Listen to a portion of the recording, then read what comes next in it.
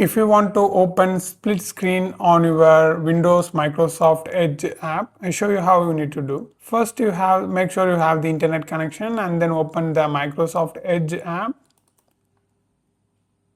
Now just open any page, or if you want to use, I just type yahoo.com and I just open the website. Okay. It's come to my Yahoo website.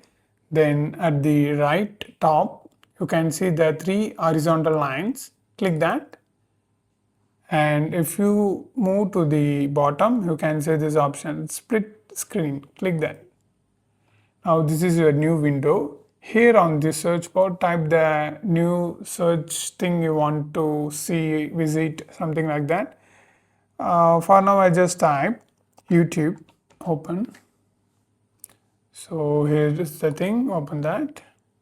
That's it. If you want to sign in, click sign in. Here also same thing, sign in.